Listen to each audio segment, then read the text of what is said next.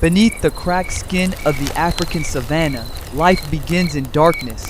Above the den, the night is restless. Hyenas call somewhere beyond the thorn trees. A lion moves like a shadow through the dry grass. The air smells of dust, warm earth, and old bones. And deep below the ground, in a borrowed burrow, a newborn African wild dog takes his first breath. He is tiny, barely more than 300 grams, about the weight of a full coffee mug. His eyes are sealed shut. His ears hear only muffled sound. His legs cannot carry him.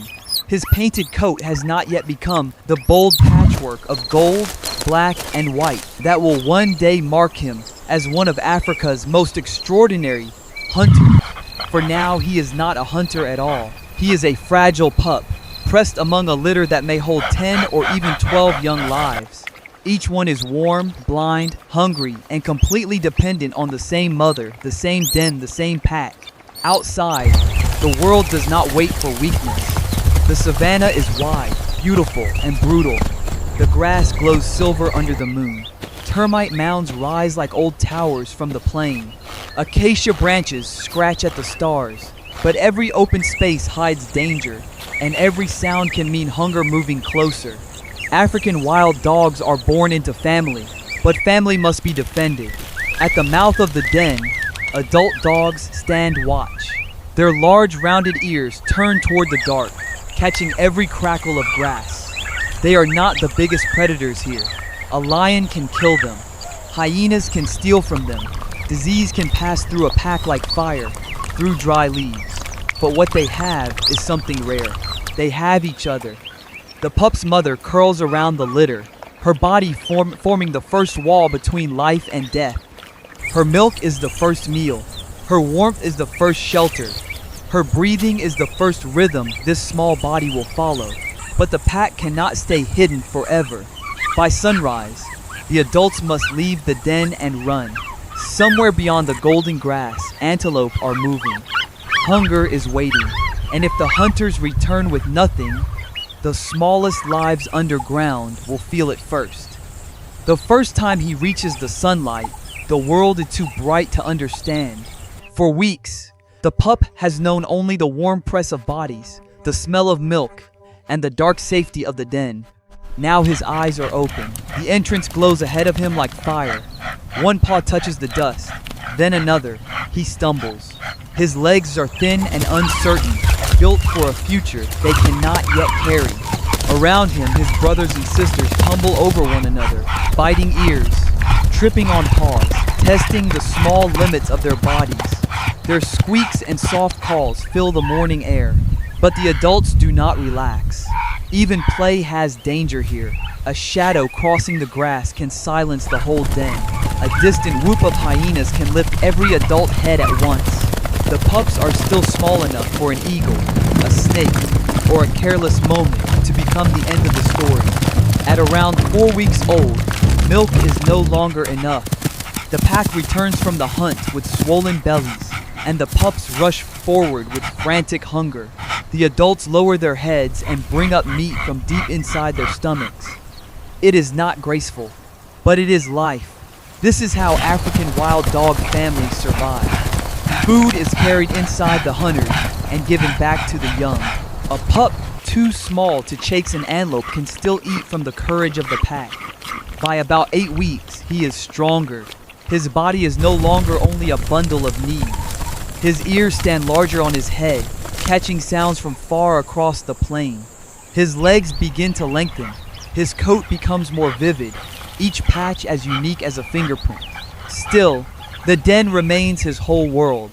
For roughly 3 or 4 months, the pups stay close while adults guard, feed, and babysit them. Some members of the pack do not hunt every time. They remain behind, watching the young, standing between soft bodies and sharp teeth. But protection has a price. Every adult that stays at the den is one less hunter in the grass.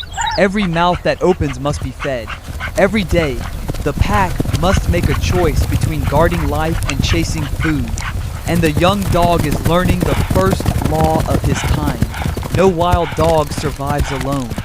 Soon, the den will be left behind. The pup who once crawled through darkness must follow the pack into the open, where the grass is taller than his body, and every lesson has teeth. Dawn breaks, and the young dog is no longer small enough to hide behind the den. The pack is moving now, not wandering, not drifting, moving with purpose. Their paws strike the hard earth in a loose line, their painted coats flashing through the grass like broken pieces of shadow and light. Ahead of them, antelope lift their heads. The air changes. Fear passes across the plain before the chase even begins. The young dog runs with them, but he is not yet a master. His body has grown lean and long-legged. His chest is deeper. His ears are wide enough to catch the soft alarm calls of distant animals. He may one day weigh more than 50 pounds, heavier than a large sack of dog food, but stretched into speed, stamina, and bone. Still, power is not only muscle. In a wild dog pack, the hunt is a lesson written in dust. The adults do not simply charge. They spread, they watch. They test the herd, searching for weakness, hesitation, a young antelope that turns the wrong way. Then the line tightens, and suddenly the savannah is running. An African wild dog can reach nearly 40 miles an hour, fast enough to race beside a car on a city street. But his true weapon is not a short burst of speed. It is the ability to keep going when others begin to fail. The young dog learns this the hard way. At first, excitement pulls him too far ahead. He cuts across the wrong path, loses sight of the lead hunters, and for a few terrifying moments, the pack disappears behind a wall of grass. Alone, the savannah feels larger. A hyena's shape moves in the distance. Vultures circle far above. The young dog stops, ears high, sides heaving, dust clinging to his muzzle. This is the danger hidden inside freedom. To run is not enough. To survive, he must run with the pack. A sharp call breaks the air. Another dog appears, then another, and the young one falls back into place. The chase reforms around him like water closing around a stone. Minutes later, the pack succeeds. Meat is shared. Pups at a distant den will eat. Adults will eat. Even the young hunters who are still learning are allowed into the circle. But the lesson remains. The savannah does not reward the strongest body alone. It rewards timing, patience, cooperation, and endurance. He is faster now, bolder, closer to the hunter he is meant to become. And soon, the pack will ask more of him than running. Before sunrise, the pack gathers in a storm of movement. They leap, touch muzzles, wag white-tipped tails, and fill the cool air with high, bird-like calls. To a human ear, it may sound almost joyful. But on the Savanna, this ceremony has a purpose. It turns many bodies into he is in his prime now, fully grown, fast, lean, and tireless, with legs made for distance and ears shaped like open bowls to catch every sound. At more than 50 pounds, he is not massive like a lion, but his strength is spread through the pack around him. 5 dogs can harass a herd. 10 dogs can change the morning. 20 dogs can move across the grass like a living net. The hunt begins in pale light. Impala scatter through the woodland edge, their bodies flashing between tree trunks. The wild dogs follow without roaring, without drama, without wasted energy. One dog pushes from the side. Another cuts the angle. Another watches for the moment when panic breaks pattern. Their success can be astonishing. In some places, African wild dogs may succeed in most of their hunts, not because they are the strongest killers in Africa, but because they are among the best teammates. And when they feed, the story does not end with the hunters. Food returns to the den. Adults with full stomachs lower their heads to pups that are too young to hunt. Meat is given back. Life is shared. Even injured or weaker pack members may be fed by others. This is the legacy of the painted hunters. In breeding season, the dominant pair may produce a litter after roughly 70 days of gestation, about 10 weeks beneath the mother's skin.